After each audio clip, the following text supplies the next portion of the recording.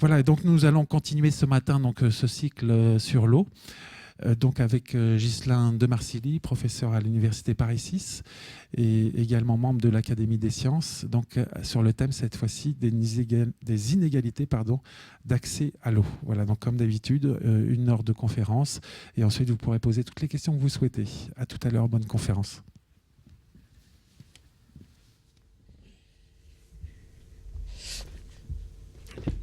Merci beaucoup. Bonjour à tous. Est-ce que je peux avoir, s'il vous plaît, la première image? Nous allons donc poursuivre cette conférence sur l'eau. Et j'avais envie de vous proposer, dans un premier temps, si la lumière veut bien être, peut-être un petit rapide rappel de ce que nous avons vu la fois précédente. Sera ceci pour préciser rapidement ce que nous avons déjà établi ensemble la dernière fois et peut-être pour ceux qui n'étaient pas là la dernière fois avoir un bref rappel ou plutôt présentation de ce que j'ai dit en quelques mots. Ça ne prendra pas longtemps si nous pouvons avoir la première image. Il y a un problème ?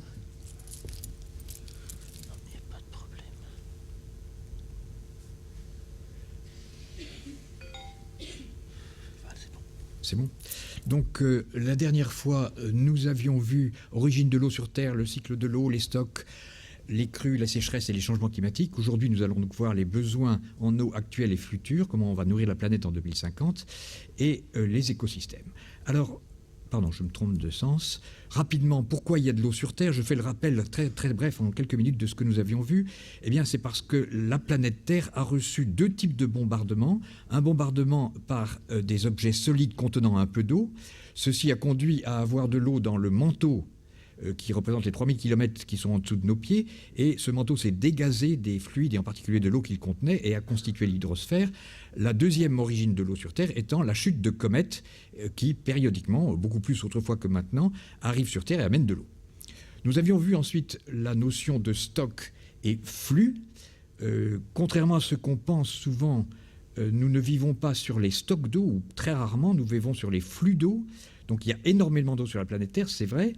Et ce n'est pas les stocks qui nous font vivre, c'est l'alimentation par la pluie du cycle de l'eau. Alors nous avions vu le cycle de l'eau avec ses notions essentielles de précipitation, évaporation, écoulement. Je vous rappelle les 2 termes dont je vais me resservir aujourd'hui, eau verte et eau bleue. L'eau verte, c'est celle qui est tombée par la pluie et qui s'évapore par la végétation, qu'elle soit végétation agricole, agriculture qu'on appellera pluviale, ou écosystème naturel, forêt, prairies, etc. Donc ça, c'est l'eau verte. Et c'est le chiffre, vous voyez, le plus important, 73 000 km3 par an par rapport aux 113 000 qui sont les précipitations sur les continents. Et en revanche, l'eau bleue, c'est celle qu'on peut capter, c'est celle qui s'écoule, qu'elle soit dans l'eau souterraine ou dans l'eau de surface, et qui va permettre à l'homme de l'utiliser, je dirais, pour ses besoins, que ce soit des besoins agricoles ou des besoins domestiques ou industriels. Nous avions dit que nous n'étions pas les seuls sur Terre à utiliser l'eau et que d'autres écosystèmes animaux aussi, plantes, ont besoin d'eau aussi. Et donc, notre problème, c'est aussi de la partager. Alors, j'avais parlé des nappes souterraines, qui est un des éléments que nous allons voir essentiels dans les pays arides. L'eau que l'on trouve dans le sous-sol. Là, c'est un système de nappes en pays tempéré, donc la nappe est assez haute et elle est alimentée par la pluie. Ça, c'est le même système en pays aride. La nappe est assez basse, elle est beaucoup plus profonde et elle n'est pas alimentée par la pluie, mais par l'infiltration des oueds en crue. Nous avions parlé un tout petit peu des nappes captives, des nappes plus profondes, et nous avions même, au cours d'une question, évoqué les nappes géothermiques, celles qui se trouvent à environ 1500-2000 mètres de profondeur, comme celle du Doguer dans le bassin de Paris, dont les eaux sont naturellement chaudes et peuvent servir au chauffage urbain. Alors, nous avions parlé rapidement des systèmes karstiques, nous avions parlé des variabilités des précipitations, donc en particulier des crues et des sécheresses. Je vous avais rapidement parlé de la crue du 28 janvier 1910, puisqu'on s'en rapproche, c'est la semaine prochaine. Enfin, comme c'est une crue centennale, on peut se poser la question, est-ce qu'elle va revenir à la même date 100 ans après? Bien sûr que non. Donc, ça n'a aucun risque de voir une crue en janvier 2010 se produire. Enfin, voici l'histogramme, l'historique de la crue qui s'était, vous voyez, déroulé sur plusieurs mois quand même, avec des enregistrements de la hauteur d'eau au pont d'Austerlitz de la Seine depuis 1658. On a quand même des données depuis presque 400 ans, hein, un peu moins. Et vous voyez que 1910, ce n'était pas la crue la plus importante, hein. Il y en a eu de précédemment. Pourquoi le pont d'Austerlitz? C'est là qu'il y a les données les plus anciennes. En fait, aujourd'hui, on se sert du zouave du pont d'Alma, comme vous le savez, qui donne à peu près, en fonction de la hauteur de l'eau par rapport à son corps, une idée un peu imagée de la hauteur de la crue. Nous avions raconté que les crues de la Seine étaient liées à l'arrivée de vents d'ouest avec des vagues successives de pluie importantes. Et si ces vagues successives conduisent à des crues simultanées sur les 3 rivières principales, c'est-à-dire la Marne, la Seine et l'Aube et l'Yonne, eh bien, on a les effets extrêmement graves que nous avions connus en 1910. J'avais parlé de la sécheresse au Sahel et de ses conséquences, hein, avec des variations extrêmement importante du débit depuis les années 70 dans les fleuves. Ça s'est un petit peu rétabli, mais pas partout. Et j'avais parlé également, autre événement extrême, des famines du 19e siècle qui se sont produites simultanément en Amérique du Sud, en Inde, en Chine, en Éthiopie et également ailleurs, mais qui ne sont pas représentées sur ce diagramme, avec des conséquences catastrophiques, hein. Et nous verrons aujourd'hui que ces éléments ou ces événements graves ne sont pas nécessairement des événements du passé, ils pourraient se reproduire. Alors, nous avions parlé du changement climatique, concentration de CO2 dans l'atmosphère. J'avais présenté cette courbe qui donne la variation de la distribution des précipitations par rapport à l'actuel du climat. Et je vous avais dit, et je vais un petit peu préciser, qu'en fait, on avait à avoir un déplacement des zones sèches. Et mon diagramme n'était peut-être pas très très clair. Je vais donc tenter de l'éclaircir, puisque certains d'entre vous m'avaient dit qu'on se noyait un peu dans mes considérations. Donc voilà la zone, l'extension actuelle des zones sèches. Vous les reconnaissez, le Sahara, l'Arabie, etc., les déserts de Chine. Et qu'est-ce qu'on peut dire? On peut dire que, aussi bien dans l'hémisphère nord que dans l'hémisphère sud, cette bande, disons, sèche, a tendance à se déplacer vers le pôle. Donc vous voyez, c'est tout à fait approximatif ce que j'ai dessiné, mais vous voyez que le Sahara, pour simplifier, est en train de remonter un peu vers le nord et donc pourrait affecter la France, au moins le sud de la France, mais enfin on n'est pas très très sûr, ce sera progressif bien sûr, c'est pas une grande bande comme je l'ai représenté de cette couleur-là, qui serait totalement devenue sèche du jour au lendemain. On aura des évolutions dans un sens plutôt négatif dans ces zones-là. Inversement, dans les zones où il pleut déjà pas mal, c'est-à-dire la partie tropicale et équatoriale et la partie nord, eh bien, il y aurait des augmentations de précipitations. Voilà un peu un résumé très très simplifié des changements climatiques. Alors en Europe, ceci donnerait, vous voyez, ce qu'on peut reconnaître, c'est-à-dire des stress hydriques dans les pays du sud de l'Europe, et au contraire pas de stress dans les pays du Nord. Les raisons pour lesquelles le bassin de Paris a l'air un petit peu touché ici ne sont pas, à mon avis, tout à fait exactes. Donc je n'insisterai pas là-dessus. Ceci étant, nous avions regardé les évolutions des débits de la Seine dans un scénario dont on peut aujourd'hui dire qu'il est peut-être le bon, mais que vraiment c'est encore très incertain. Alors ce qu'il faut regarder, c'est peut-être l'horizon 2050, le petit graphique du milieu. Et vous avez ici, en bleu foncé, les débits de la Seine entre janvier et décembre actuels. Vous voyez, donc c'est ce trait bleu foncé qu'on voit ici. Et en noir, ne regardons que cela, le débit futur éventuel de la Seine avec changement climatique. Donc qu'est-ce que vous voyez? Vous voyez surtout qu'en été, bon, on est un peu en dessous, mais pas tellement. Mais la grosse différence, c'est le retard de la reprise des écoulements en automne. Vous voyez, ici, en moyenne, ça revient en septembre-octobre, la Seine coule à nouveau, alors que dans le climat futur, elle se remettrait à couler en décembre. Donc il y aurait des gros changements ici, et un petit peu là, puisqu'on arriverait à retrouver le débit normal à partir du mois de mars. Vous voyez, alors on serait encore en dessous en janvier-février. Donc quand même des choses qui sont inquiétantes. Alors, je termine là-dessus parce que je n'en ai pas beaucoup parlé la dernière fois. Je vous avais décrit cette distribution des précipitations en comparant Paris et Montpellier. Ne regardons que Paris, c'est-à-dire les bâtons rouges ici. Ceci, c'est la distribution sur environ 120 ans des précipitations, c'est-à-dire que 2 fois sur 120 ans, il y a eu des pluies de l'ordre de 300 mm. 35 fois sur 120 ans, il y a eu des pluies de l'ordre de 500-600, etc.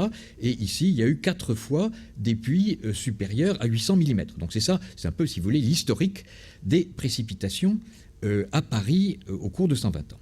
Alors, ce que les variations du climat vont faire là-dessus, c'est que si la moyenne change, c'est-à-dire que la moyenne, ce qui se trouvera à peu près par là, dans les 600-700 mm à Paris, si la moyenne diminue, hein, si la moyenne diminue, eh bien, tout l'histogramme ici va se déplacer vers la droite, vers la gauche en principe, c'est-à-dire vers les débits faibles ou les précipitations faibles.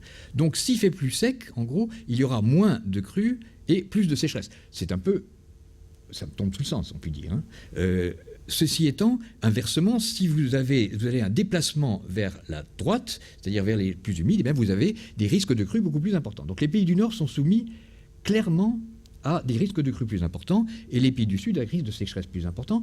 Ceci étant dit, ce qu'on ne sait pas dire aujourd'hui, c'est si le déplacement de la distribution avec le changement climatique s'accompagne d'un élargissement. Auquel cas, et ça semble être le cas, auquel cas, si la moyenne se déplace, eh bien on pourrait avoir à la fois plus d'événements très secs et plus d'événements très humides. Là, on ne sait toujours pas de façon certaine, mais c'est des choses qui commencent à être dites. Voilà. Alors, on arrive maintenant aux chiffres d'aujourd'hui, à la conférence d'aujourd'hui, et nous allons parler des besoins en eau pour les comparer aux ressources que nous avons estimées la dernière fois. Alors, je vais commencer par vous présenter un cas qui me paraît ici assez illustratif, c'est celui de la Tunisie. Pourquoi la Tunisie? Parce que la Tunisie est un pays qui manque d'eau, dans lequel ils ont fait d'énormes efforts pour bien connaître non seulement leurs ressources, mais également la consommation dans les différents types de consommation qu'ils ont pour savoir comment ils vont se débrouiller dans l'avenir. Alors, quelques chiffres rapidement. C'est un pays qui est bien ami, qui est proche de nous, 164 000 km², 10 millions d'habitants aujourd'hui. Il pleut en moyenne 220 mm. Je vous rappelle que dans le graphique précédent de Paris, on disait de l'ordre de en moyenne 700 mm. Tunisie, c'est 220, c'est vraiment beaucoup moins, mais cette moyenne ne représente pas la réalité. En fait, il pleut pratiquement pas du tout dans toute la partie sud, hein, le Sahara, en fait, c'est un morceau du Sahara, et il pleut à peu près 500 mm, 500-600 dans la partie nord, qui est quand même relativement plus préservée de la réalité que ce chiffre de 220 laissait penser. Alors, connaissant cette pluie et la surface du pays, on peut calculer la totalité de l'eau de pluie qui arrive par an en Tunisie, 36 km³ par an. Là-dessus, l'évapotranspiration en représente 12. Il y a donc un tiers dans ce cas-là qui repart à l'atmosphère. C'est ça qui alimente la végétation, qu'elle soit naturelle ou agricole. Une partie ruisselle. De ce ruissellement, c'est ce qui s'écoule dans les rivières, ils considèrent qu'on peut essayer d'en récupérer la majeure partie, à peu près 80%, de 1 km³ par an, en construisant énormément de barrages ou de petites retenues. Le gouvernement tunisien a décidé, il y a environ 10 ans, pas une goutte d'eau douce ne doit se perdre à la mer. Hein, c'est le programme des 1000 barrages, et on fait des barrages autant qu'on peut en faire pour éviter de perdre cette eau qui est si rare. C'est en partie une erreur. C'est en partie une erreur parce que le rôle des écoulements en mer est aussi d'évacuer les sels. Vous savez que quand l'eau s'évapore, hein, l'eau de pluie contient peu de choses, mais quand elle arrive sur le sol, elle dissout des éléments minéraux que contiennent naturellement les sols. Bon. Cette eau, quand elle s'évapore, que ce soit à travers les plantes ou directement à la surface du sol, évidemment, ce qui s'en va, c'est l'eau, les sels restent. Donc, si on continue un système où on amène de l'eau, on l'évapore et on n'a pas d'exutoire de l'eau, eh bien, tout se sale. Donc, il faut laisser un écoulement en mer de façon à évacuer un peu de sel et ne pas saliniser le pays. Alors, c'est des choses qui se font à très long terme, c'est pas en 1 an, 2 ans, 10 ans, hein, mais sur 50, 100 ans, c'est très significatif. En Inde, ils font la même bêtise et ils ne laissent pas s'écouler de l'eau vers la mer parce qu'ils en ont besoin, bien sûr. Hein, et on voit une lente progression de la salinité de l'eau. Et au bout d'un moment, on ne pourra plus rien en faire. Hein. Donc là, il y a un vrai problème. Mais bon, les Tunisiens, bien sûr, en sont conscients.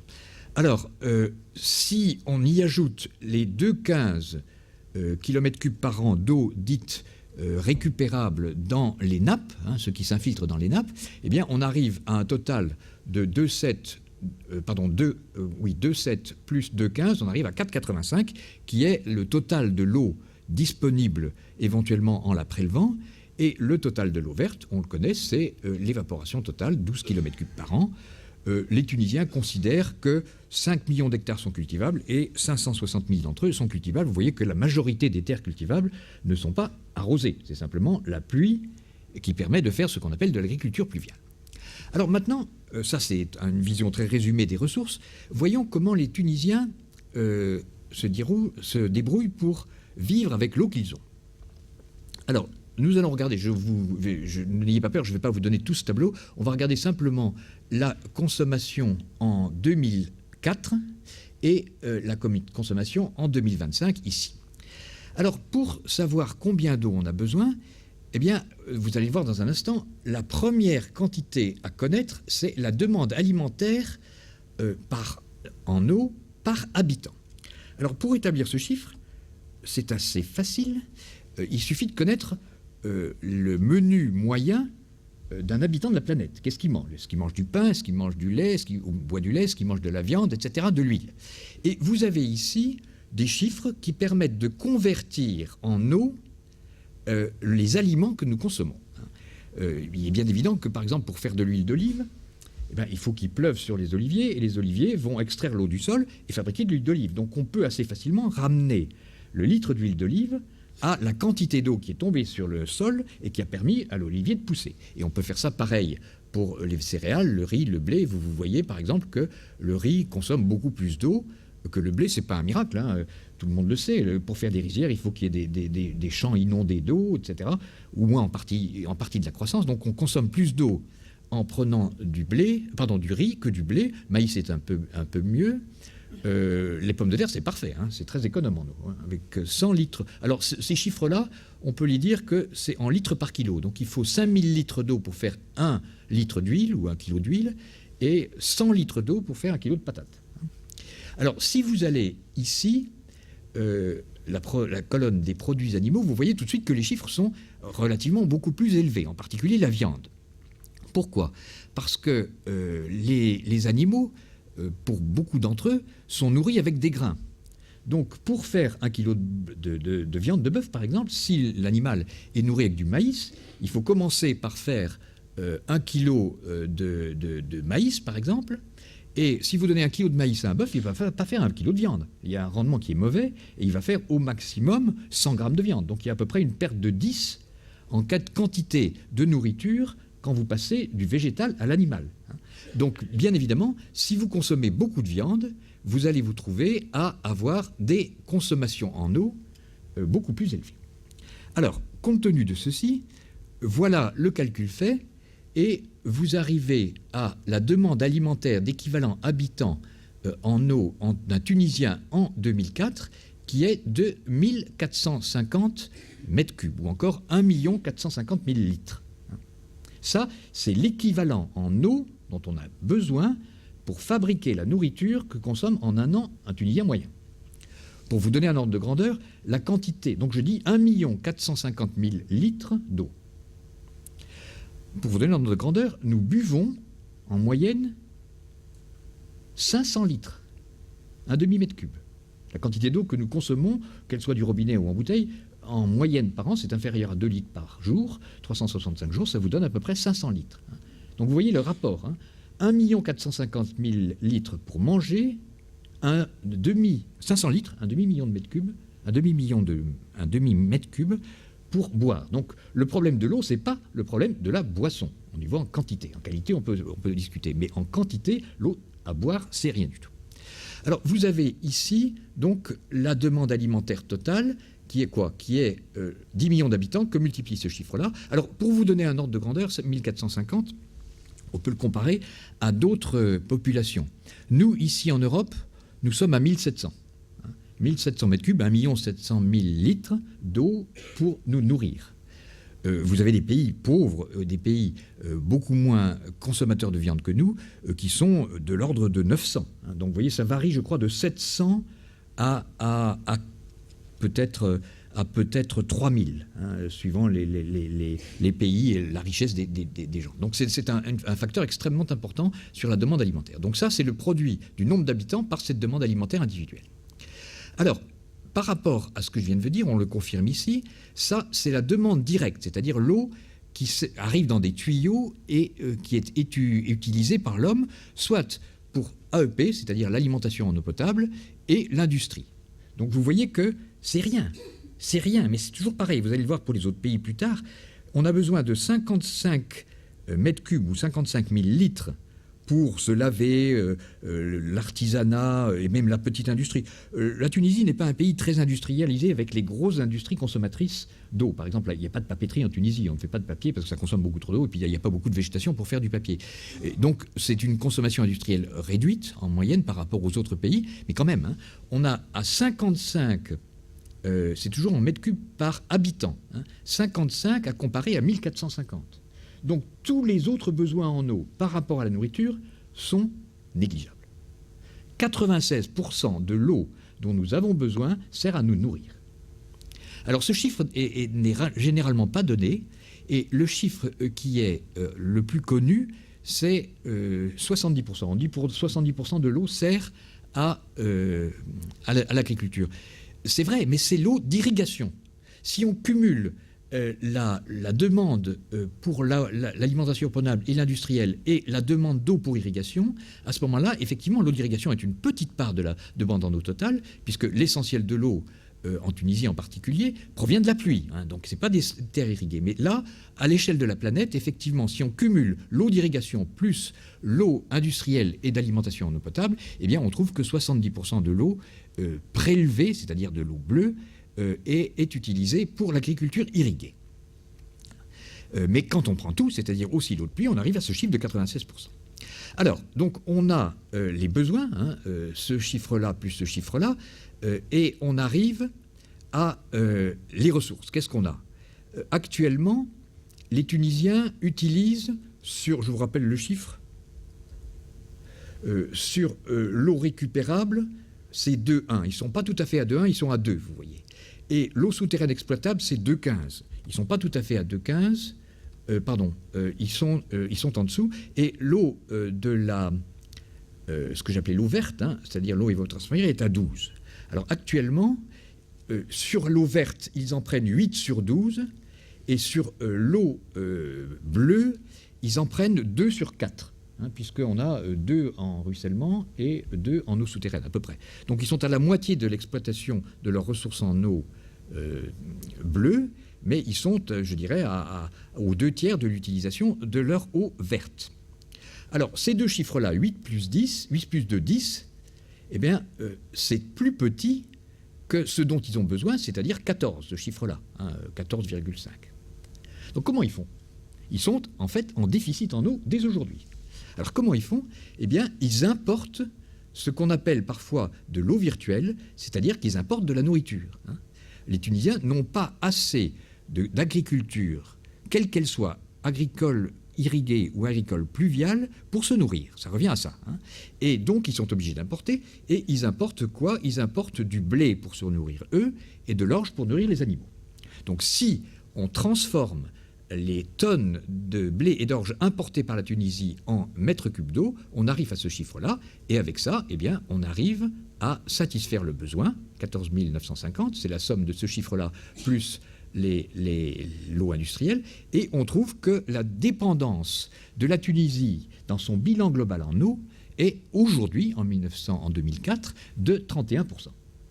Donc voilà, là, dans les pays arides dès aujourd'hui, vous voyez que le problème de l'eau se pose de façon très importante, puisque un pays comme la Tunisie, qui est un pays où on vit relativement bien, dépend pour 1/3 de l'eau dont il a besoin de l'importation. Et on appelle ça parfois l'eau virtuelle. Alors, regardons ce qui se passe en 2025. Tout ça a été établi avec des collègues tunisiens, bien évidemment. Alors, première chose, la population passe de 10 millions, d'après leur croissance démographique prévue, à peu près 12. C'est pas énorme. Vous allez voir que dans des pays dont nous parlerons tout à l'heure, c'est beaucoup plus. Donc 10 à 12, 20% en plus. Les Tunisiens considèrent qu'ils vont se mettre pratiquement au régime alimentaire que nous avons, nous, qui leur reprocherait. Donc ils passeraient de 1450 à 1700, qui est ce que nous sommes aujourd'hui. Donc la demande va passer à ça. L'augmentation de l'eau consommée pour l'AEP ou l'industrie est petite, on passe de 55 à 70, mais de toute façon, ce n'est pas ça qui change le tableau. Hein. Alors ici, malgré le fait qu'en 2050, les changements climatiques vont faire qu'on va probablement avoir moins d'eau. Hein. On a supposé ensemble qu'on conservait la quantité de volume d'eau d'irrigation, on est à peu près au même chiffre qu'avant, et on augmentait un peu l'agriculture pluviale, on passait de 8 à 9. C'est probablement optimiste. Probablement qu'ils auront plutôt moins que ce qui est indiqué ici. Enfin bon, on fait la somme de tout ça, et qu'est-ce qui manque? Il manque 46% de l'eau en Tunisie en 2025. Donc la Tunisie est un pays sur lequel les problèmes de l'eau sont sérieux, sont importants, mais vous voyez bien que le problème de l'eau en Tunisie, ce ne se réglera pas à Tunis. Ce n'est pas en Tunisie qu'on va trouver la moitié de l'eau qui leur manque. C'est impossible. Donc ça veut dire quoi? Ça veut dire que le problème de l'eau dans un pays comme ça ne peut pas se régler à l'échelle nationale et doit être regardé à l'échelle mondiale. Le problème de l'eau est mondial par définition, puisque la nourriture importée, elle peut venir, je vous montrerai des exemples dans un instant, elle peut venir d'Australie, elle peut venir de Canada, elle peut venir des États-Unis, elle peut venir d'Europe, elle peut venir de partout.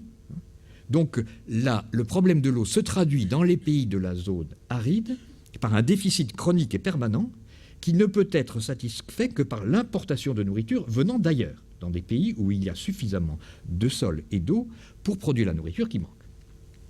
Alors, ici, vous avez, vous la connaissez, cette image des zones sèches actuelles. Donc la Tunisie est là, donc elle est effectivement dans la zone sèche, et ce que je viens de dire pour la Tunisie se généralise à toute cette zone sèche. Toute cette zone sèche importe en moyenne 30% de son eau. 30% de l'eau de tous ces pays-là, que ce soit, bien sûr, l'Arabie, vous vous en doutez, il y a très peu d'eau, mais même l'Iran, l'Afghanistan, tous ces pays-là ne sont pas autosuffisants en aliments parce que c'est impossible. Pas parce qu'ils ne le veulent pas, c'est que c'est impossible.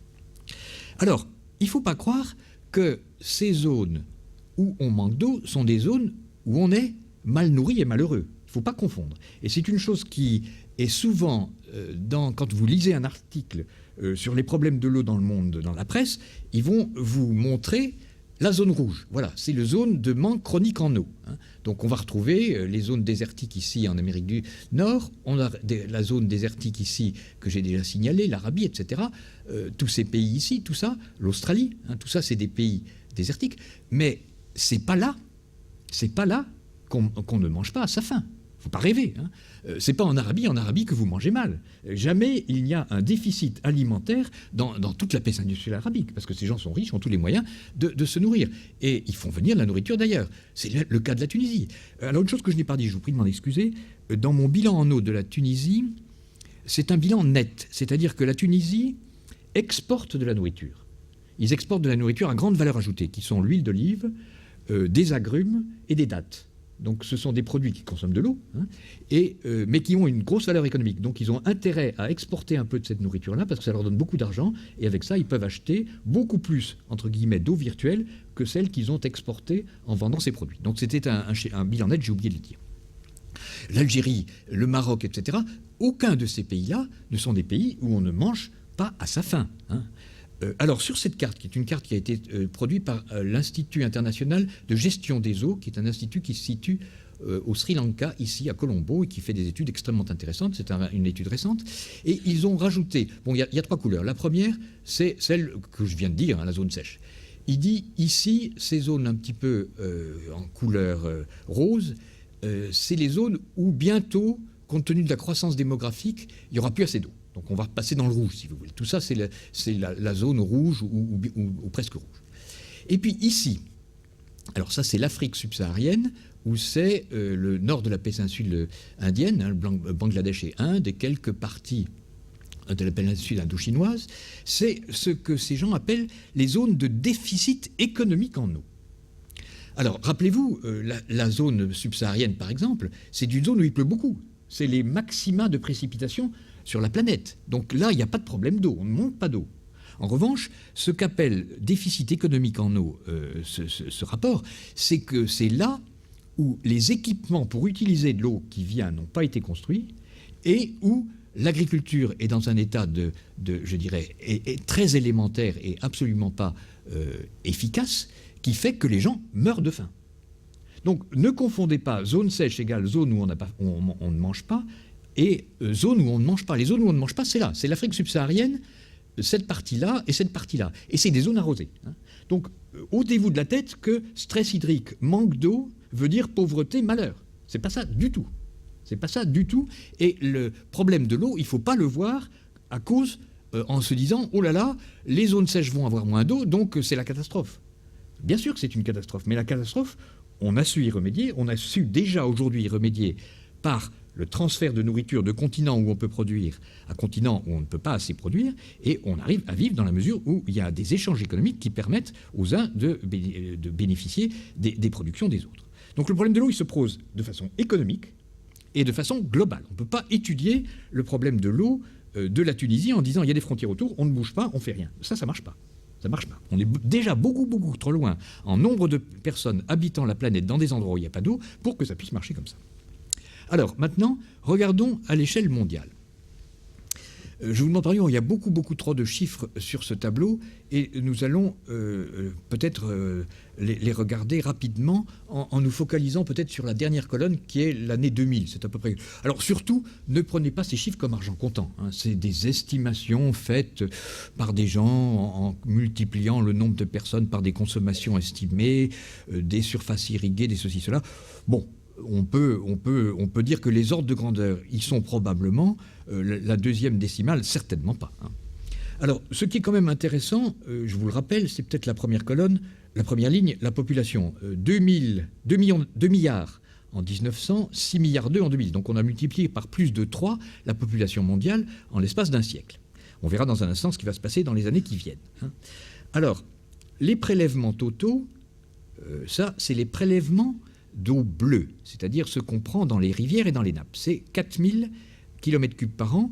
Je vous rappelle qu'un chiffre que je vous avais donné la dernière conférence, c'est celui-là. Combien d'eau bleue est-ce qu'on dispose, dont on pourrait plus ou moins espérer l'utiliser? C'est de l'ordre de 13 500. Hein. Donc on est, en 2000, à peu près un tiers de la quantité dite disponible, avec toutes les nuances qu'on avait imaginées aujourd'hui. Donc globalement, on n'est pas extrêmement tangent. On n'est pas, si vous voulez, à l'échelle de la planète, dans la même situation qu'est la Tunisie aujourd'hui. Alors là-dessus, il faut maintenant que j'introduise devant vous une nuance qui est la différence entre prélèvement et consommation. Alors nous allons commencer par la colonne ici, prélèvement domestique et consommation domestique. Vous voyez qu'à l'échelle de la planète, la quantité d'eau que l'on prélève dans les nappes ou dans les rivières pour les besoins domestiques, c'est-à-dire boissons, lessive, ménage, tout ce que vous voulez, même petit artisanat, c'est 380, et ce que j'appelle consommation, c'est à peu près 50, c'est-à-dire 14%.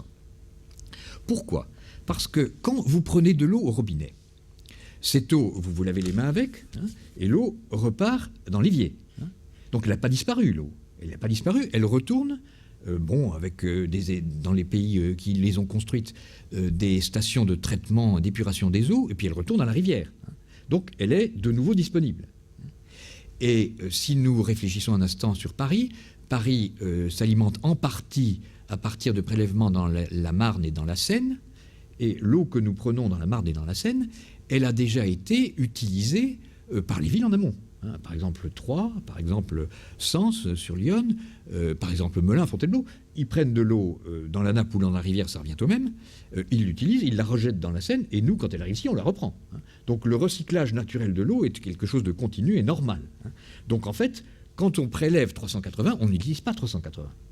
Alors la fraction que l'on utilise, c'est celle qui se perd par évaporation ou qui n'est pas restituée au milieu naturel. Par exemple, si vous habitez Marseille, l'eau que vous rejetez, elle va en mer, donc elle est perdue celle-là. Tandis que si vous habitez Paris, l'eau que vous rejetez, elle retourne en Seine, donc elle peut être utilisée par Rouen, Le Havre, etc. Donc si vous voulez, il y a un certain pourcentage de perte qui est l'eau qui n'est pas recyclée, naturellement. Donc vous voyez, c'est peu. On utilise 14% de l'eau que nous prélevons pour les besoins en eau domestique. Alors, je vais plus vite. L'industrie, c'est pareil. On consomme 11% de l'eau prélevée et le reste est rejeté et retourne dans le milieu naturel et peut être réutilisé, dans la mesure où elle n'est pas trop polluée, bien sûr. Donc la différence entre ce chiffre de 4000, c'est pour toutes les utilisations aussi bien domestiques, industrielles et agricoles. Alors vous voyez que pour l'agriculture, c'est beaucoup plus. On prélève 2600 et on consomme 1800. Donc on consomme à peu près 70% de l'eau prélevée. Pourquoi? Ça, c'est bien normal, parce que l'eau agricole pour l'irrigation, on la met sur les champs et là, elle s'évapore. Donc là, elle est perdue. Elle n'est pas perdue dans le cycle de l'eau, mais elle est perdue sur les eaux continentales. Elle Elle retourne sans arrêt dans le cycle de l'eau, bien sûr, mais elle n'est pas réutilisable sur les continents. Donc, le chiffre de 70% que je vous ai déjà donné, il est là. Hein. On consomme véritablement 70% de l'eau prélevée pour l'agriculture. Pourquoi c'est pas 100%? Parce qu'il y a des pertes. Il y a des pertes, cette fois-ci, qui sont des fuites des canaux, ou même l'infiltration de l'eau qu'on a mise sur les sols qui rentre dans les nappes.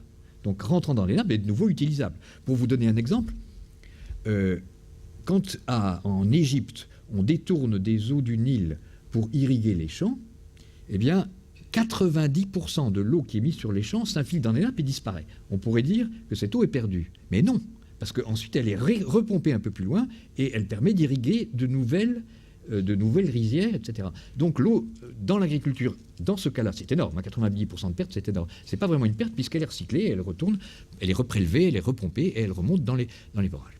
Donc vous voyez, nous sommes à peu près à la moitié. Globalement, on consomme à peu près la moitié de ce que nous prélevons. Et maintenant, nous allons rajouter à ces chiffres-là l'agriculture irriguée. Donc à l'échelle mondiale. Alors nous avons en nombre d'hectares irrigués 265 millions d'hectares et en agriculture pluviale à peu près 1,3 milliard d'hectares d'agriculture pluviale. Ça, c'est celle qui ne s'alimente qu'en eau verte et non pas en eau bleue. Alors, il y a aussi une énorme surface de la planète qui est utilisée en pâturage. 4,6 milliards d'hectares, ce sont, disons, des bois de mauvaise qualité ou des prairies ou des savanes dans lesquelles, pour partie, pas partout, hein, mais pour partie, vous avez des animaux qui passent et qui se nourrissent. Mais enfin, le gros de la consommation d'agriculture pluviale, c'est ça. Alors, la totalité de la consommation d'agriculture pluviale, c'est 6. Vous voyez, c'est beaucoup plus grand que les prélèvements ou même que la consommation actuelle. Donc, 1000 km3 par an d'eau pluviale, c'est-à-dire d'eau verte, sont consommés aujourd'hui pour la nourriture. Donc voilà un peu la description un peu complète de ce tableau, avec les évolutions ici, vous pouvez voir, si vous avez le temps, de 1900 à 2000, bien évidemment tout a augmenté, d'une part parce que nous sommes plus nombreux, et d'autre part parce que la consommation individuelle a augmenté, nous mangeons plus, nous utilisons plus d'eau pour nous laver, etc., etc. Alors maintenant, on peut regarder, mais je vais aller très vite, on peut regarder, c'est les mêmes chiffres à peu près, hein, ils ne sont pas tout à fait identiques, hein, mais on a décomposé, enfin j'ai décomposé ça en continents, l'Europe, l'Asie, l'Afrique, etc. Alors j'attire votre attention, mais on y reviendra tout de suite, c'est que le méga continent de la planète, c'est l'Asie. Hein. Plus de la moitié de l'humanité se trouve en Asie. Donc l'Asie est, je dirais, le joueur de Ligue 1, le premier dans les problèmes tous les problèmes de la planète sont pour la moitié en Asie. Hein. L'Europe est ici 712, l'Afrique 850, l'Amérique 480, l'Amérique du Sud 300, l'Australie, l'Océanie, etc. Donc les besoins sont indiqués là. Je ne rentre pas dans le détail. Les ordres de grandeur de ce que j'ai dit sur les rapports consommation-prélèvement sont variés un peu d'un continent à un autre. Mais enfin, c'est pas énorme. Alors maintenant, voyons ce qui va se passer en 2050. Alors, on va voir la démographie dans un instant. Aujourd'hui, en 2009, nous sommes un peu plus en 2010, mais en 2009, fin 2009, on était à peu près 6,7. On est passé de 2000 à 2009 de 6,2 à 6,7 milliards d'habitants. En gros, le rythme actuel d'augmentation de la population mondiale est de 70 millions par an, c'est-à-dire plus que la population de la France arrive chaque année sur Terre, en plus. Alors, ce qui est grave, et que je n'ai pas dit jusqu'ici, c'est que sur ces 6,7 milliards d'habitants, il y avait en 2003 856 millions de sous-alimentés. Un tiers à peu près en Afrique subsaharienne et 2 tiers en Asie. C'est les zones oranges que je vous ai montrées tout à l'heure. Et puis, alors que ce chiffre des sous-alimentés diminuait progressivement depuis environ une cinquantaine d'années, eh bien, il s'est mis à remonter de façon extrêmement rapide depuis la crise alimentaire de 2007-2008. Hein, vous avez connu l'augmentation du prix des aliments liés à plusieurs causes, mais en particulier à l'utilisation de maïs et de blé pour faire des biocarburants. Et les prix des céréales se sont envolés. Vous savez que le prix de la tonne de blé est passé de $165 à la bourse de Chicago à 400. On a plus que doublé le prix du blé entre 2006 et 2008. Puis c'est retombé. Alors maintenant, on est retombé. Enfin, ça a eu des conséquences extrêmement graves. Et le plus grave, c'est que ça reste. Aujourd'hui, on est passé de 856 millions de personnes sous-alimentées à 1 milliard. Donc on va tout à fait dans le mauvais sens. Tout à fait dans le mauvais sens, et c'est grave. D'ailleurs, on en parle toujours. Maintenant, tout le monde a l'air de vouloir dire il faut remettre l'agriculture au centre des décisions politiques parce que c'est très important. On est mal parti. Alors, nous sommes nourris aujourd'hui, je l'ai dit, par 265 millions d'hectares irrigués, 1,3 milliard d'hectares d'agriculture pluviale. L'agriculture irriguée est plus efficace que l'agriculture pluviale, puisque 17% des surfaces irriguées produisent 40% de la nourriture. Bien sûr, parce que dans l'agriculture pluviale, les endroits où il ne pleut pas assez, donc la production est mauvaise et on a ces rendements qui sont petits. Donc si on veut produire plus, une des choses à faire peut être d'irriguer. Et dans ce qui s'agit des céréales, eh bien, les 3 céréales majeures qui correspondent à 60% de la production alimentaire, c'est le maïs, le blé et le riz. Pour une part à peu près égale chacun. Alors, combien serons-nous en 2050 ? Le problème de la planète en eau, nous avons vu que l'eau, ça veut dire nourriture. Eh bien, il est indiqué ici, ce sont les chiffres des Nations Unies les plus récents, 2008. Nous sommes ici en 2000 à 6,2 milliards. Et vous avez ici un certain nombre de scénarios d'hypothèses sur la fécondité. Et je dirais que la plus raisonnable ou la plus probable est la courbe moyenne, ici, qui nous ferait arriver à peu près 6,2 milliards, 6,3 milliards en 2050.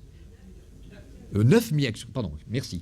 9 milliards, 9 milliards 3, nous sommes à 6 et nous allons passer en gros la moitié en plus. On va augmenter de 3 milliards. Les projections les plus optimistes nous feraient arriver à 8 et les plus pessimistes nous feraient arriver à 11. Mais ça, personne n'y croit vraiment. On n'est plus vraisemblablement. Alors là, si vous voulez, les Nations Unies qui font ça ont quand même bien amélioré leur capacité de prédiction. Ils ont fait ça depuis 50 ans. Donc ils ont pu dire, voilà, en 1950, je prévois pour 1960 ans, et puis s'apercevoir 10 ans après qu'ils étaient trompés. Donc ils ont ajusté leur méthode de prévision, etc. C'est très incertain quand même. Et maintenant, on peut considérer que cette courbe-là est à peu près correcte. Et si on la prolonge, les démographes n'aiment pas prolonger au-delà de 50 ans. Ils disent vraiment, là, on rêve, on ne sait pas ce qu'on dit. Mais enfin, en gros, ils pensent qu'on va plafonner peut-être autour de 2060-2070, et puis soit rester à un plafond, soit descendre. Donc, avec ce qu'on observe aujourd'hui, on devrait rester inférieur à 10 milliards, même dans des temps lointains. Une question que j'anticipe, est-ce que ces chiffres-là sont susceptibles d'être influencés par des catastrophes ? Par exemple, Haïti. Haïti, c'est une catastrophe. Qu'est-ce qu'on a dit ? On a dit 75 000 morts. Bon, est-ce que des catastrophes en série comme ça pourraient faire que ces chiffres soient trop élevés ? Non. C'est triste à dire, mais il n'y a pas de catastrophe connue aussi importante par rapport aux chiffres de la natalité actuelle. 70 millions de gens par an en plus. Jamais une catastrophe naturelle de celles qu'on a connues, que ce soit des maladies, des guerres, des séismes, des inondations, c'est des milliers de morts, parfois 1 million de morts.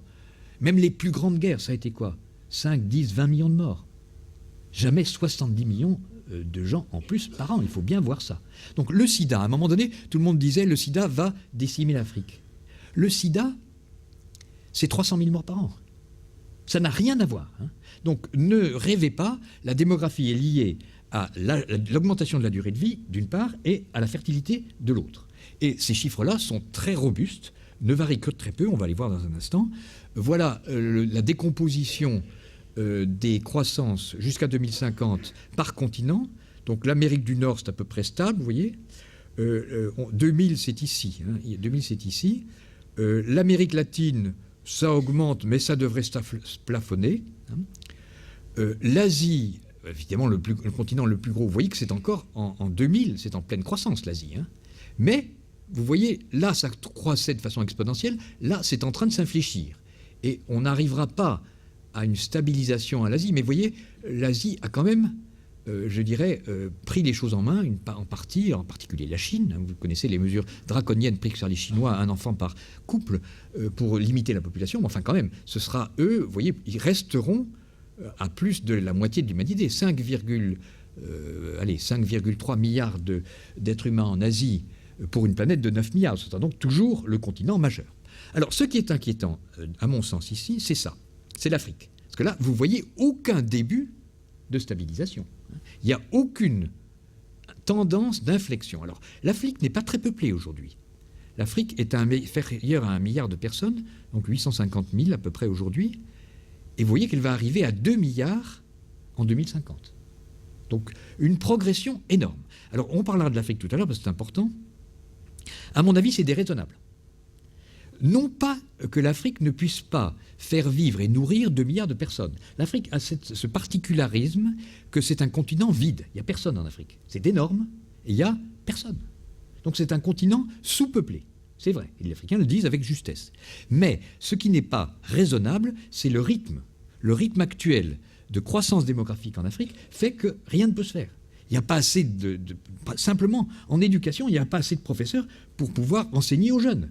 Plus de la moitié de la population a moins de 16 ans.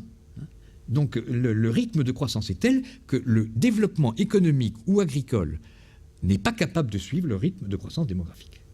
Donc si Malthus a raison quelque part, c'est bien en Afrique aujourd'hui. La croissance démographique est supérieure au rythme avec lequel le pays peut produire, que ce soit de la nourriture ou autre chose, pour se nourrir. Alors ce débat, si vous voulez, là je prends un discours un peu malthusien en disant « Attention, on est en train d'arriver à des chiffres excessifs, la planète ne peut pas nourrir tout le monde, éventuellement, on va essayer d'en discuter, donc il faut être malthusien. » C'est un discours philosophiquement difficile. Malthus l'a tenu il y a 200, 250 ans, et il s'est trompé. Il s'est trompé, puisque le rythme de croissance a été maintenu, etc.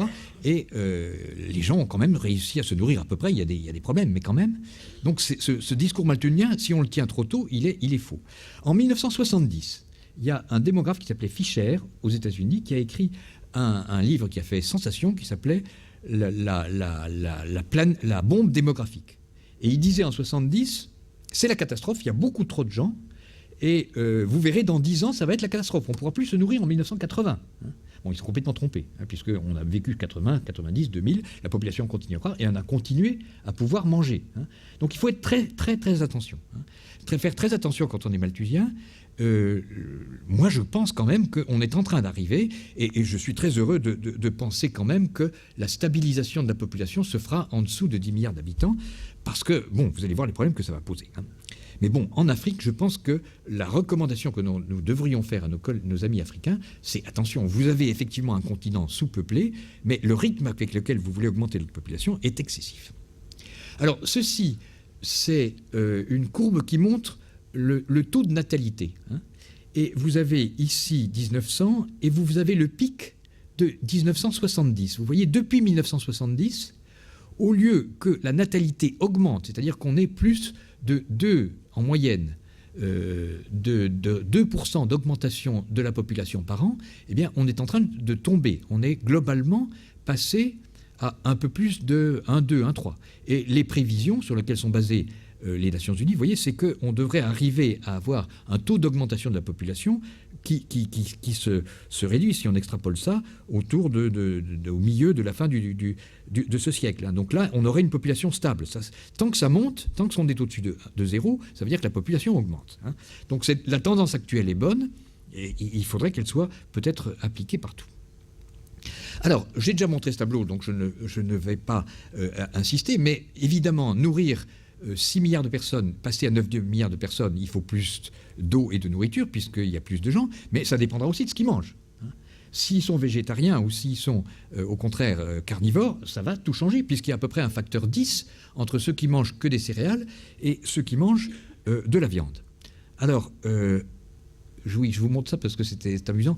J'ai fait un peu de façon provocante un exposé analogue à cela l'année dernière à Hyderabad en Inde, pardon, à Bangalore en Inde, devant un public indien, et je m'étais permis de dire aux Indiens, vous êtes, pour beaucoup d'entre vous, végétariens pour des raisons religieuses, donc vous êtes en avance de la population mondiale parce qu'on mange trop de viande dans le monde actuel.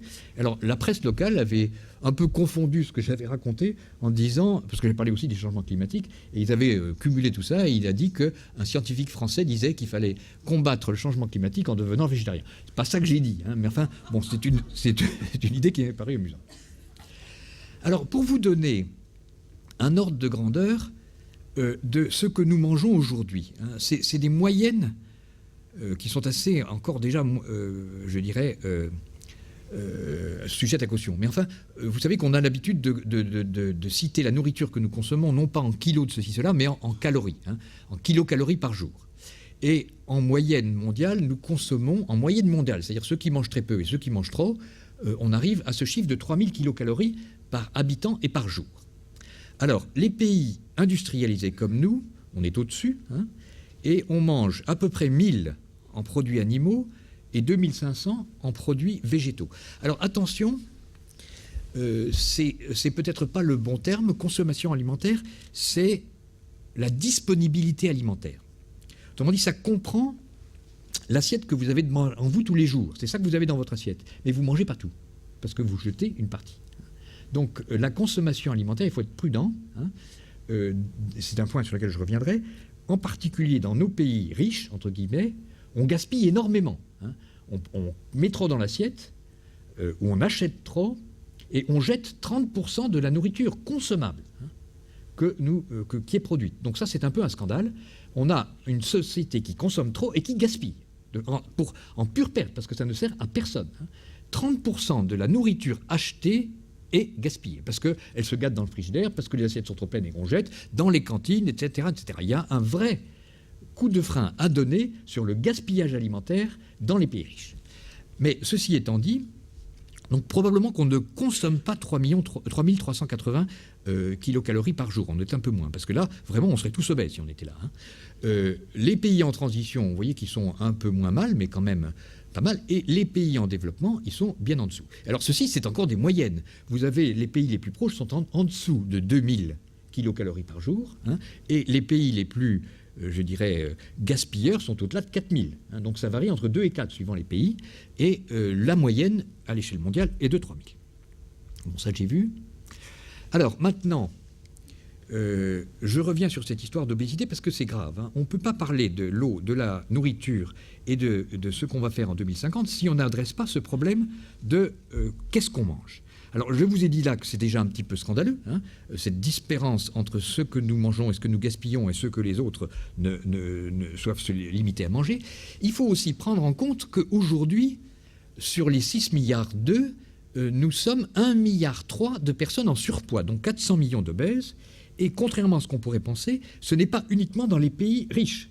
Vous avez 800 millions de personnes en surpoids qui vivent dans les pays en voie de développement. Donc autant il y a 10-20 ans, c'était un problème, on s'amuse, je sais pas, moi j'ai allé aux États-Unis pour la première fois dans les années 60 et j'ai rencontré des gens que je n'ai jamais vus nulle part, des gens qui étaient rigoureusement obèses. Et puis petit à petit, on s'y est habitué, ils sont devenus beaucoup plus nombreux aux États-Unis et c'est devenu chez nous aussi. On arrive à trouver des gens qui ont ces dimensions complètement incroyables qu'il y a 50 ans, personne ne connaissait. Donc ça, c'était, croyait-on, un problème de pays trop riches. Pas du tout. Avec l'assimilation des modes de consommation alimentaire des pays riches par les pays en voie de développement, en particulier dès que s'installent des chaînes de supermarchés dans les pays en voie de développement, les gens mangent la même chose que nous, hein, bien sûr, s'ils ont les moyens. Donc on a ce problème de l'obésité partout. Hein. Et si on ne fait rien, 3,3 milliards de personnes seront en surpoids en 2030. Peut-être 4 ou 5, peut-être la moitié de la planète sera en surpoids en 2050. Or, les surpoids, non seulement, d'abord, ça demande beaucoup plus de nourriture pour les alimenter, ça demande beaucoup plus de carburant pour les déplacer. Vous avez vu la controverse qu'il y a eu dans la presse aujourd'hui sur le fait qu'Air France veut faire payer plus de sièges aux gens qui sont un peu obèses pour s'asseoir dans leurs avions. Mais c'est vrai, ça consomme plus d'énergie. Donc une planète constituée de gens en surpoids, c'est inacceptable. Et alors les conséquences pour la santé sont extrêmement graves en matière cardiovasculaire, cancer colorectal et autres. Donc on ne peut pas laisser les choses comme ça. La nourriture mondiale ne peut pas permettre qu'on continue à faire des choses complètement mauvaises et néfastes sur la santé en mangeant des choses qui ne sont pas bonnes pour nous, c'est-à-dire des huiles végétales en excès, des sucres en excès, des produits carnés et des confiseries. Donc il y a quelque chose à faire là-dessus. Bon, alors ceci étant dit, maintenant, voyons continent par continent, qu'est-ce que ça donne tout ça. Il y a dans ce que je vais vous montrer ici, c'est la quantité de nourriture dont on aura besoin c'est pas vraiment des continents, mais par zone géographique, en 2050 par rapport à 2000. Alors ça tient compte, le multiplicateur que je vais vous proposer a été établi par plusieurs chercheurs, Colomb dans les années 99, Griffon, qui est un homme remarquable en 2006, et puis un rapport tout récent fait par l'INRA et le CIRAD. L'INRA, vous le connaissez, c'est la recherche agricole en France, et le CIRAD, c'est la recherche agricole dans les pays en développement. C'est français. Ils ont fait des rapports tout à fait remarquables, j'en ai un exemplaire là. Et ils nous disent, alors ils vont tenir compte de la population, combien il y a de personnes, de leur âge, parce que quand on est vieux, on mange moins que quand on est jeune, hein, et d'une projection de ce qu'ils vont manger, donc des modifications éventuelles des habitudes alimentaires. Alors voilà ce que ça donne. L'Asie a besoin de doubler sa consommation, l'Amérique latine aussi, le Moyen-Orient aussi, l'Afrique, facteur 3, il faut tripler la nourriture consommée en Afrique si on veut nourrir tout le monde. Nous, pas beaucoup. On devrait même rester à 1, mais bon. Moyenne, il faut un peu moins que doubler la quantité alimentaire sur la planète pour passer de 2000 à 2050. Donc on augmente par 50% le nombre de personnes, mais on double la quantité de nourriture. Pourquoi? Parce que la population est plus jeune et parce que les habitudes alimentaires diminuent, augmentent, modifient. Et puis surtout, là, dans ces scénarios, on essaye de donner à manger à tout le monde, c'est-à-dire le milliard de personnes qui ne mangent pas à leur faim, on espère qu'ils n'y seront plus. On ne va pas faire des prédictions en disant ceux-là, ils continueront à ne pas manger. Alors, si on multiplie la production actuelle qui est connue, ou les besoins actuels par ce chiffre-là, on arrive aux besoins en millions de tonnes. Alors, c'est des 6 000 millions de tonnes. Alors, c'est des équivalents céréales. Parce que là, on convertit, si vous voulez, au lieu de convertir en kilocalories, où on peut tout mélanger, là, une façon de procéder, c'est ce que ces gens-là ont fait, c'est de convertir la nourriture, qu'elle soit animale, végétale ou autre, on convertit tout en équivalent tonnes de céréales. Vous avez vu que c'est quand même 60% de l'alimentation. Donc voilà ce qu'il faut faire. Alors comment on fait? Évidemment, pour produire ça en plus de nourriture, il faut de l'eau, puisqu'on sait calculer l'équivalent en eau de la nourriture. Donc la quantité de nourriture nécessaire, c'est 4500 km3 par an. Bon, ça reste dans des choses qui ne sont pas, disons, au-delà des capacités de la planète, puisque je vous ai dit qu'on consomme actuellement de l'ordre de 2000 et qu'on aurait, entre guillemets, disponible 13 000. Donc on passerait de 2000 à 6500. Donc on n'est pas au taquet. Hein. En termes d'eau, le problème de la planète n'est pas qu'on manque d'eau. Hein. Alors comment on fait? Il y a 3 solutions. Soit on augmente la productivité, soit on augmente les surfaces irriguées, soit on augmente les surfaces d'agriculture pluviale. Et puis les pertes. J'en ai parlé déjà, il faut réduire les pertes. Alors les pertes, chez nous, pays riches, c'est surtout des pertes de gaspillage. Dans les pays pauvres, c'est des pertes à la production. C'est-à-dire que beaucoup de la production agricole dans les pays en développement est consommée sur place par des rongeurs avant même que la récolte soit faite, ou bien les conditions de stockage des produits sont mauvaises, ils s'humidifient, ils pourrissent, ou bien les rongeurs viennent les manger dans les caves. Donc vous avez aussi à peu près de l'ordre de 30% de pertes dans les pays en voie de développement par mauvaise récolte conservation. Hein. Et nous, c'est gaspillage. Alors, augmenter de la productivité, c'est clair, il faut le faire, et c'est incontournable. Il faut augmenter la productivité de l'agriculture mondiale. Hein, je parle bien de mondiale, il faut augmenter la productivité. Alors, il y a des pays où l'agriculture est très peu efficace, c'est en particulier le cas de l'Afrique subsaharienne, c'est de l'agriculture manuelle, sans aucun engrais, sans aucun pesticide, sans rien du tout, avec des productivités dérisoires, à peu près quelques pourcents de la productivité des pays les plus développés. Donc il faut faire mieux par là. D'un autre côté, nous, dans les pays riches, on a plutôt des préoccupations environnementales qui nous font dire, attention, arrêtons de mettre des pesticides et des nitrates partout. Donc on est en train plutôt d'avoir une philosophie qui est, faisons de l'agriculture bio et évitons la pollution agricole. Donc c'est contradictoire. Hein. Donc le Grenelle de l'environnement a eu une position qui est raisonnable. Il dit, on ne peut pas faire du bio partout, c'est pas possible. Il faut faire de ce qu'on appelle de l'agriculture écologiquement intensive. C'est ça le nouveau terme. Écologiquement intensive, c'est-à-dire qu'il faut être intensif, on ne peut pas se permettre à revenir au 19e siècle, on n'arrivera pas à nourrir tout le monde. Même nous, même en France. Hein. Et on ne peut pas non plus continuer à faire de l'agriculture productiviste qui pollue tout, en particulier les eaux. Donc il faut trouver un juste milieu, et c'est juste milieu que le Grenelle a recommandé d'essayer de mettre en place, c'est de réduire les intrants, de réduire les pesticides, de réduire les engrais, mais pas à zéro, on ne peut pas se le permettre. Bon. Alors, le dessalement, on en parlera si vous me posez la question, c'est trop cher, c'est pas possible.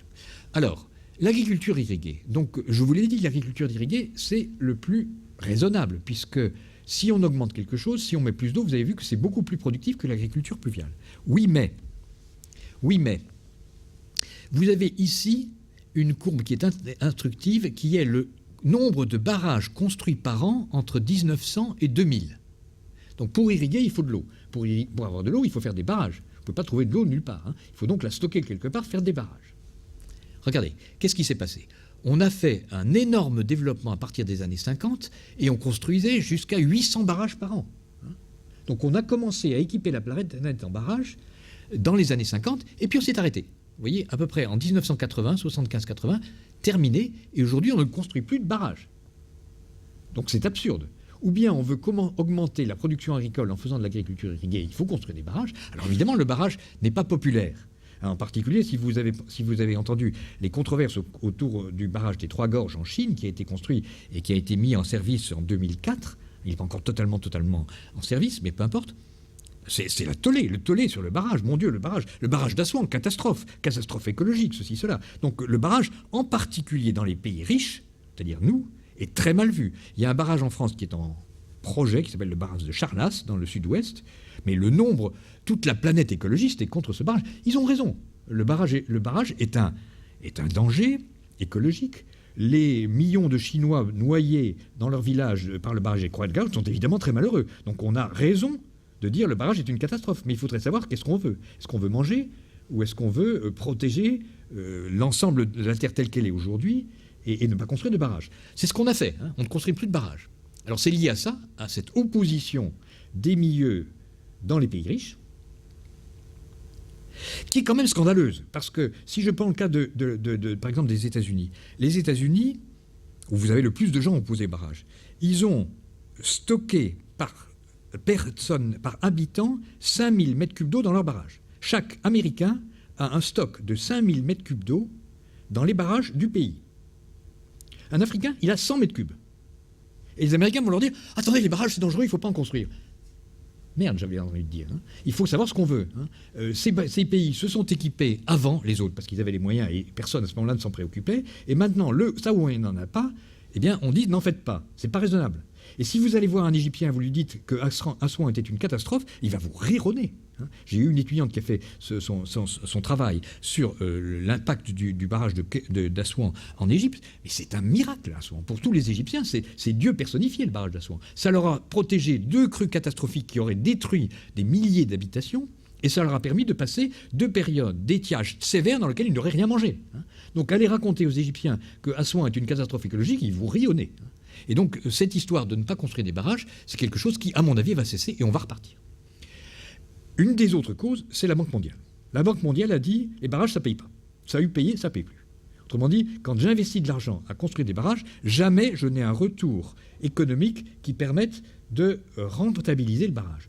Il y a eu des erreurs économiques de fait, c'est-à-dire on a mis des barrages où les gens n'en voulaient pas, on n'a peut-être pas utilisé les bonnes techniques agricoles derrière, etc. Il y a eu plein d'erreurs, plein de ceci, cela, beaucoup liées aux perceptions que les gens ont de l'eau, etc. Bon, enfin, peu importe, aujourd'hui on ne fait plus. Donc ça va changer. À mon avis, dans les années qui viennent, on va remonter. Mais pour l'instant, ce n'est pas la voie qu'on a pris. Donc qu'est-ce qui reste? Il reste l'agriculture pluviale.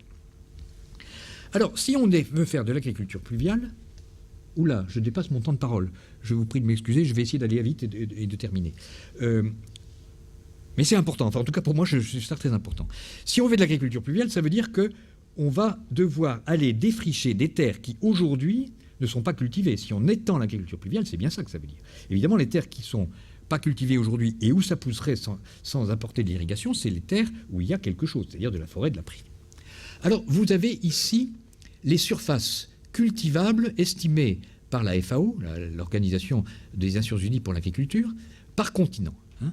Et vous voyez ces choses inquiétantes qui est qu'en fait, les continents les plus peuplés, c'est-à-dire l'Asie et le Moyen-Orient et l'Afrique du Nord, ont déjà utilisé, je dirais, autour de 80% ou 90% de leurs ressources en sol. Donc ils n'ont plus de sol. Ils n'ont plus de sol. Hein. Et ça, c'est inquiétant. C'est ce chiffre-là qui est le plus inquiétant. C'est très bien de faire de l'agriculture pluviale, mais encore faut-il avoir des sols. Vous voyez, le problème de la nourriture mondiale, c'est pas l'eau, c'est les sols. Bon, alors je vais vite. Quelques scénarios. Hein. On essaye, là c'est un scénario qui a été fait par Griffon, on essaye d'augmenter les rendements au maximum dans tous les continents, et on arrive à quoi? On arrive au résultat que le Moyen-Orient et l'Afrique du Nord et l'Asie ne peuvent pas se nourrir. C'est-à-dire se trouvent dans le cas de la Tunisie. Autre scénario, ici, on investit énormément en irrigation en reconstruisant des barrages à toute allure. Ça ne change rien. C'est trop tard. On a laissé passer le moment. Bon. Alors, le scénario qui a l'air de coller, c'est celui-là. On se dit, après tout, où est-ce qu'il y a de la terre disponible? Eh bien, il y en a en Amérique latine. L'Amérique latine est très peu peuplée et très riche en terre et en eau.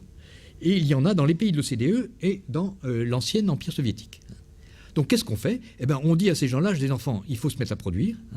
Donc, ils produisent en excès par rapport à leurs propres besoins et ils viennent en soutien à l'Afrique du Nord, Moyen-Orient et à l'Asie.